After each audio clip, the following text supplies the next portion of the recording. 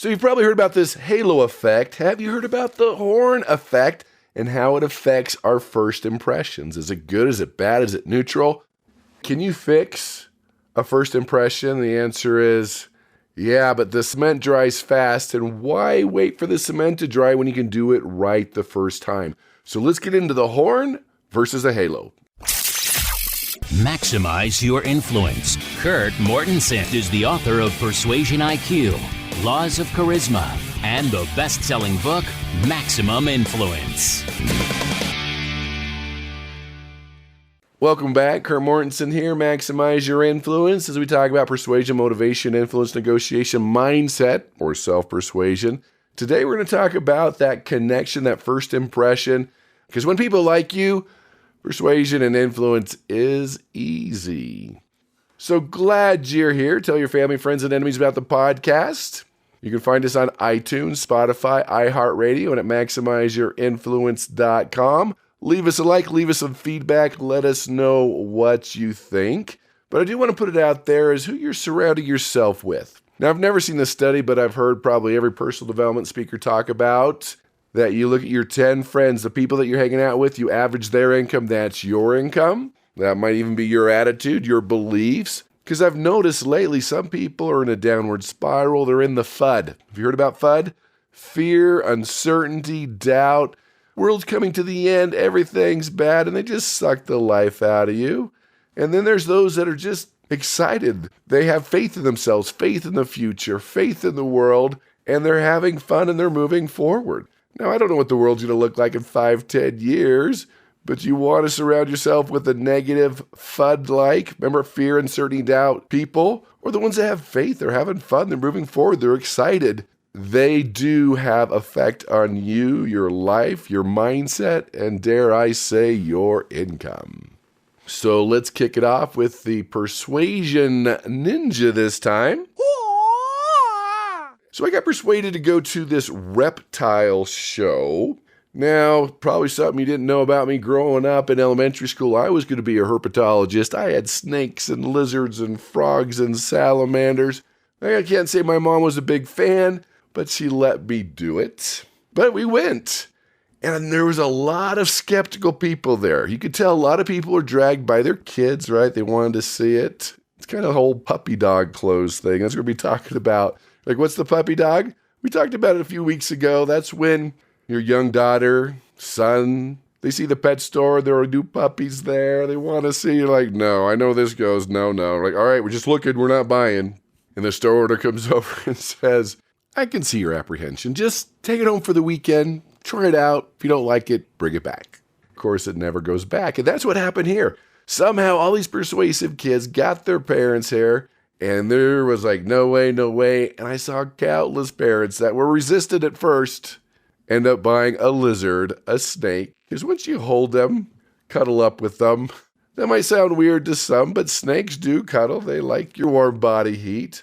They're not slimy. They're kind of fun. They don't bark. They're easy to take care of. They're actually really good pets. And it was just all this reluctance and resistance.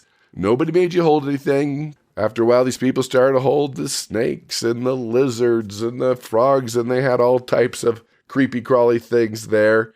So, hey, puppy dog, if you're dealing with something with a lot of resistance, get people involved to try it out, to taste it, touch it, feel it, whatever you could do to get them engaged and involved and say, that's easier than I thought. Because human brain's like, oh, this is the worst case scenario. And when they realize that doesn't happen, that what they thought and reality are two different things, it's much easier to persuade them. In fact, what they're doing is persuading themselves. So Ninja goes to the reptile show coming to a town near you. And that was the interesting thing. I went looking for blunders and I came back with the Ninja. All right, that takes us to our geeky Scarly article. Talked a little bit about that first impression, making that good impression. This comes from University of Kansas and Dr. Piercy. It's titled, For a Good Impression, Leave the Phone Alone During Work Meetings. So this study revealed that using a cell phone during work meetings can negatively impact how your colleagues perceive your competence and the meeting's effectiveness. We've talked about it. Phubbing is when your cell phone buzzes, you look down and break eye contact. So it leads people to disengagement, even if the cell phone's work-related. So first of all, they found there's negative perception of phone use. Participants rated individuals using cell phones during these meetings as less competent than the other people in the meetings. You come across as, dare I say, dumber than you actually are. Less competent, and I'm sure that's not what you want. Another interesting thing they found that using a laptop was perceived more favorably than using a cell phone. And both were less positive than using a paper notebook. Hey, bring back the paper, your competence will go up.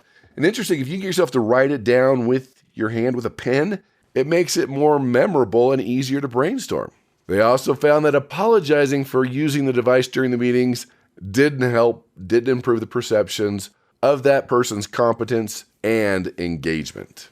So the research looked at all those: cell phone, laptop, paper notebook during the meetings, and that's what they found. So bottom line, if you want to make a positive impression in a job interview, in a sales presentation, in a professional setting, in your company, don't even bring your cell phone in.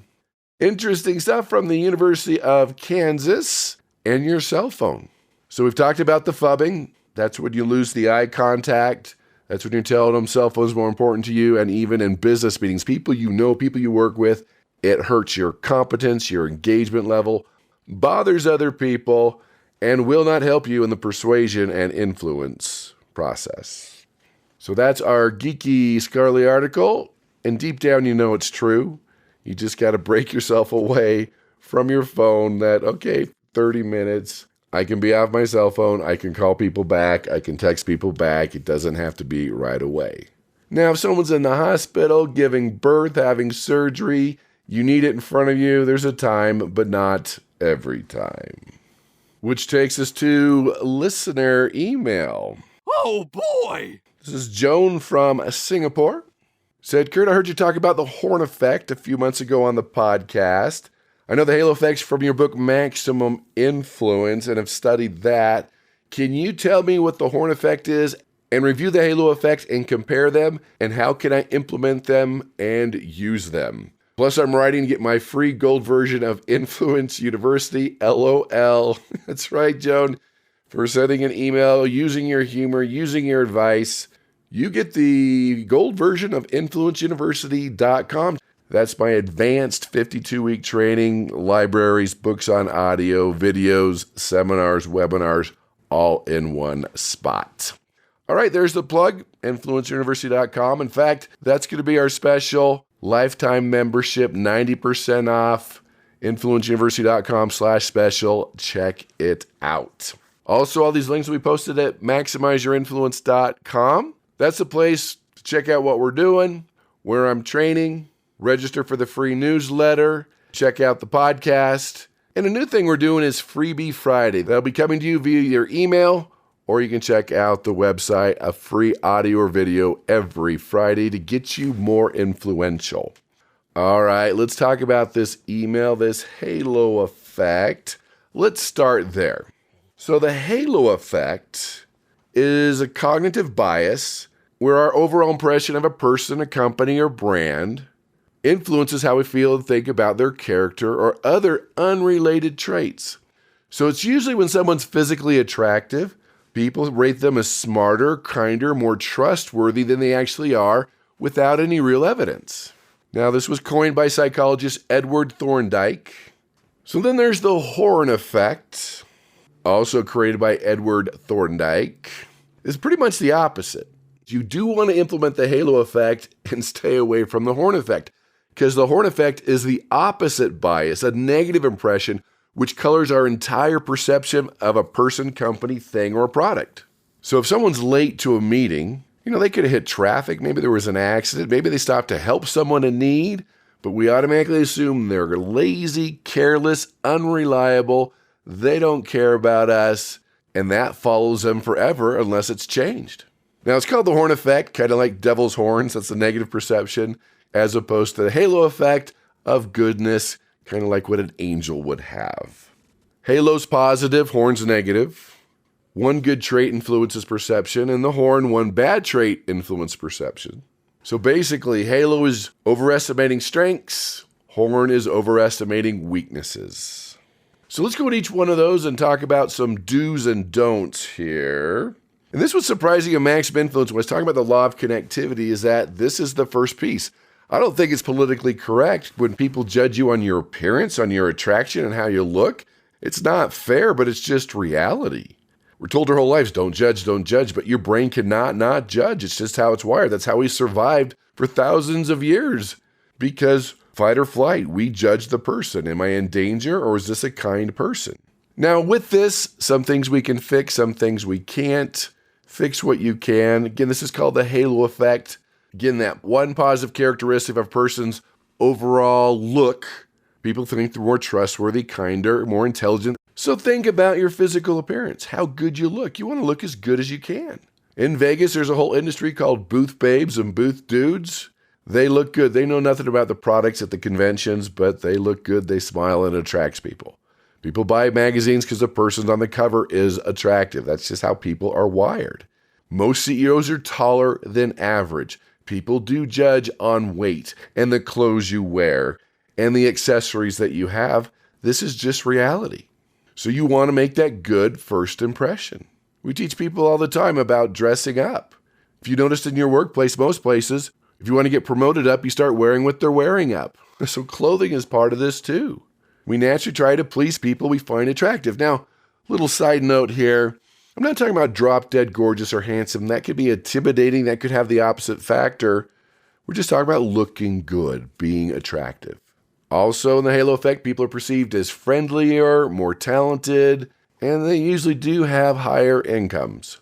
And attractive could be your personality. Some people have ugly personalities. Some people have attractive personalities. Having that riz, that charisma, draws people to you, makes you a better influencer, and can give you the edge in persuasion and influence.